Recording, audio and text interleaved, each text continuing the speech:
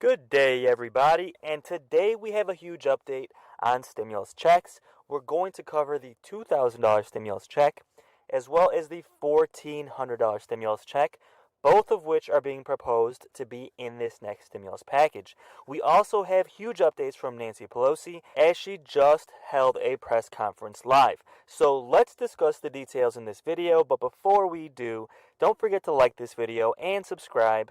I also have a second channel, so if you could do me a huge favor, click on the link that's in the description of this video, subscribe to my second channel. I'm going to be giving away a stimulus check on that one as a thank you for supporting my work. And on that channel, we do fun things like play bingo, play casino games, as well as mix in stimulus and Social Security updates as well. So with that said, let's jump right into today's update. Now, $2,000 stimulus checks. This is something that's been thrown around a lot. Now, some people have said we should do a $2,000 stimulus check for everybody. Some are saying we should do a $2,000 per month stimulus check for seniors until they permanently increase Social Security benefits. And then some people are saying they should actually do $2,000 stimulus checks across the board until we fully get out of this pandemic. Now, the good news is the petition for this $2,000 per month stimulus check has crossed over 3 million signatures. Actually, we're getting pretty close to 4 million. And guys, let me know in the comments, do you think Congress should do $2,000 stimulus checks per month? Now, in my opinion, seniors and those who are disabled, so everyone on Social Security, SSI, and SSDI, should get a $2,000 stimulus check per month until they permanently increase Social Security benefits, which again, President Biden promised on the campaign trail. Now, we do expect Social Security benefits to be increased in the next stimulus package in 2022, but for now, the best we can hope for is a stimulus check for seniors in this current stimulus package for this year.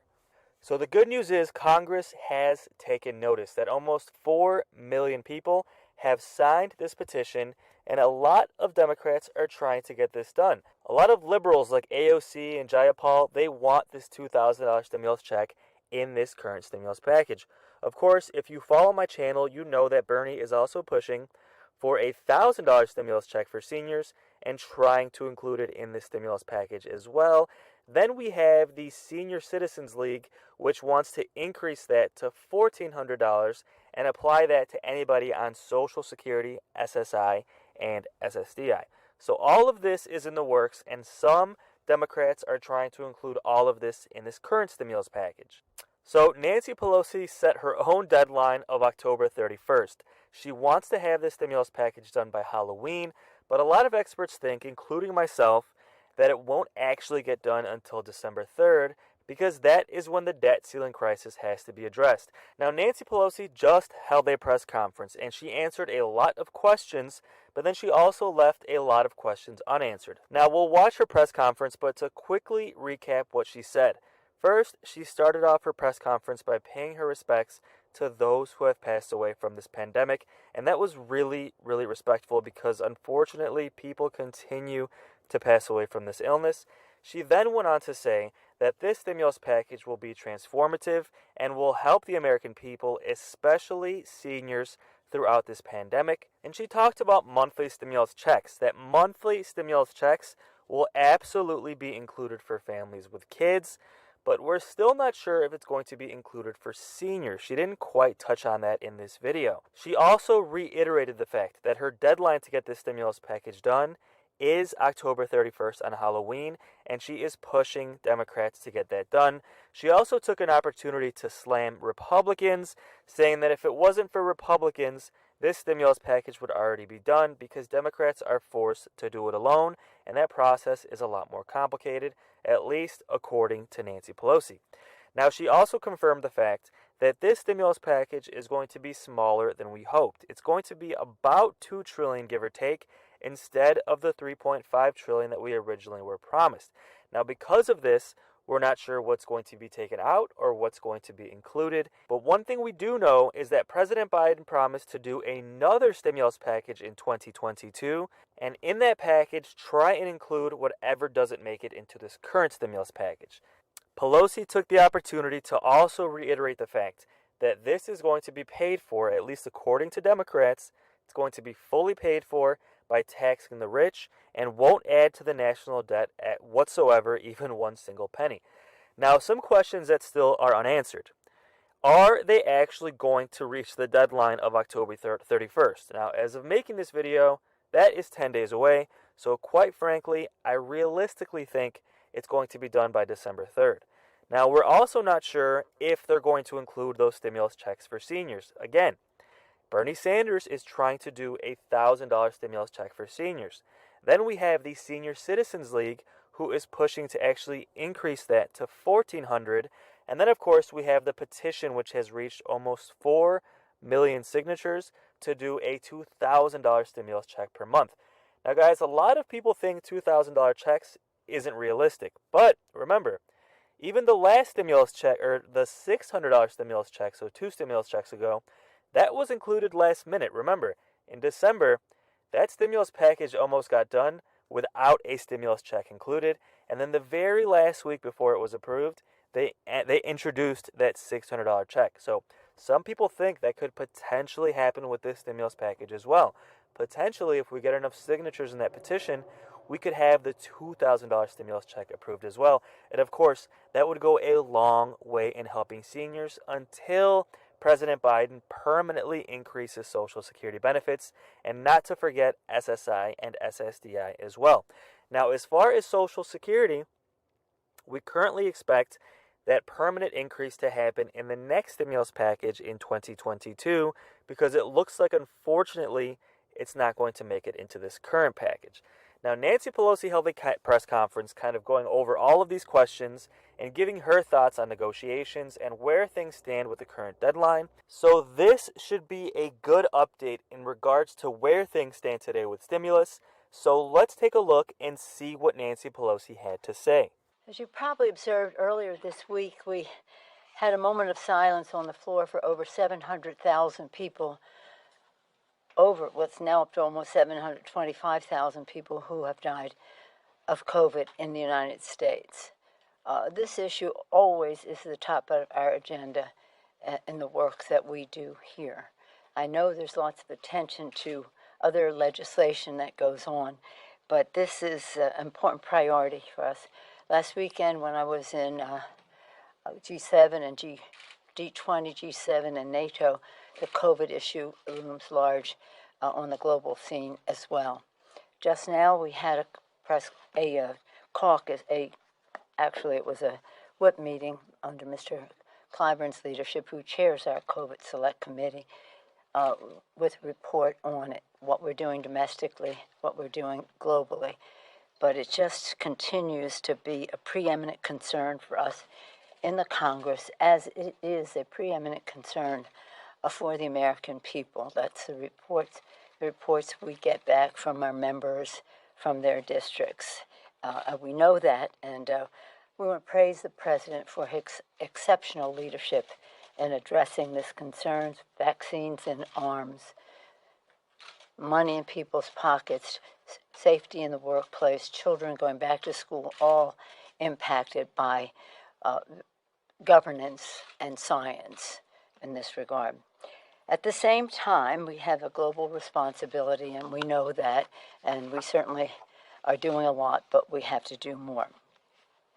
So here we are down through the stretch. You know, I'm from Maryland, I'm horse racing. Sports, now horse racing, and you get to we're almost to the stretch. We've rounded the turn, and we're almost to the stretch.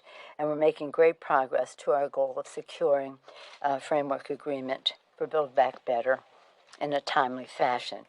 It's going to be, although it's a smaller bill, it's still historic, transformational, and will make an enormous difference in the lives of America's working families. Again, in the healthcare arena, we have lowering healthcare costs by reducing prescription drug prices. That's part of our goal. Expanding Medicaid in the states that did not accept the expansion before, strengthening the ACA and improving Medicare, taking us to nearly universal coverage in our country. Another bucket is the family care piece of that, children learning, parents earning, especially moms, but dads too, who have responsibilities in the home, with a child tax credit, child care slash universal pre-K, they go together, home health care, paid family and medical leave, workplace development, and housing, to name a few of the aspects of that. And again, very important to our children. These are jobs issues, health and jobs, family issues and jobs, and now climate, helping achieve the president's vision to cut emissions in half by 2030, advancing environmental justice.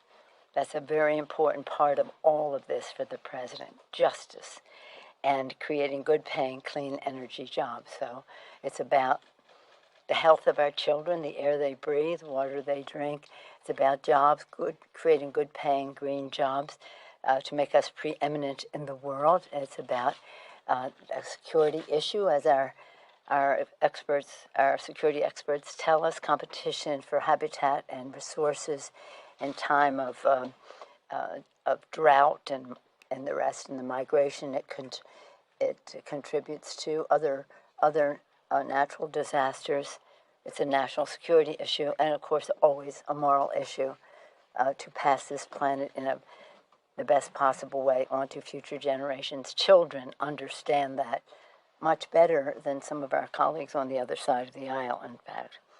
So this will build back better, achieves better future for workers, their families, and their children, creating good paying jobs, giving a tax cut, a big tax cut to the middle class, lowering costs for families, and making the wealthiest and corporations pay their fair share. So this legislation will be paid for. In fact, it may be more than paid for. Again, it's transformative, it's historic, it's life-changing, and it will pass soon.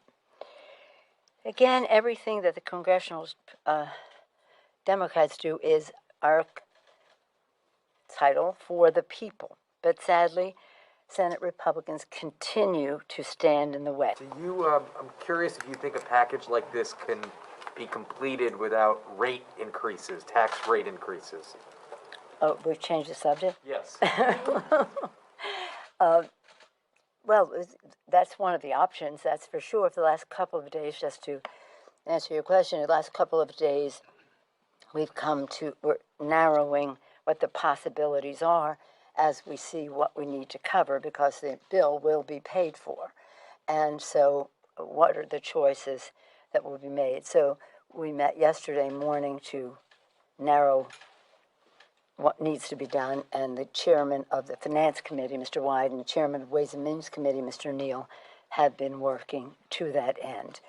We had in our House bill, which I was very proud of, an increase in the corporate rate and an increase in the capital gains, and that it was a very well-received proposal because it wasn't punitive, it was fair. But we'll see what survives, prevails. What's your preference? Do you have a preference? Well, my preference is to follow the cooperation that the Senate and House come to. Yes, good morning, thank you. Next one is a woman, no matter who. So yesterday morning, you said some of the reporting about what was in and out of the bill was not accurate. Is that because this bill is still in flux, and does this have to be pre-baked with the Senate before you present it? Does everything have to be nailed down with the Senate and with Manchin and Senate? Whatever it is you think I said, what I was saying is that instead of covering what is in the bill, you all seem to be on a jag about a few people. 96% of the House and Senate Democrats support the president's proposal. You would never know that to see the reporting in it. But that's your work. You do yours, we do ours. You couldn't possibly misrepresent, because it isn't done yet, and it will be, because now we have to narrow the scope, and we are in the process of doing that. And pre-baked with the Senate so that everything is signed off here, so that everything is finalized before you say this. Our agreement is that we will have an agreement that we we'll pass both houses. Madam Yes, Speaker, ma'am. thank you. How critical is it to reach an agreement on a framework by tomorrow? Leader Schumer says he wants to get this done by the end of the week. Are you on track to doing that? We've always been on track for doing that. The House has been on schedule. We have a goal, we have a timetable, we have milestones, and we've met them all. And this is one of them. And on the child tax credit, you talked about the importance of that. Would a one-year extension be sufficient or acceptable to you? That's what the president has agreed to. Let me just say, I want permanent child tax credit. I've wanted it for years. This is the president's big issue. It's called the Biden child tax credit. So if it's acceptable to him in light of the bill, it's acceptable to me.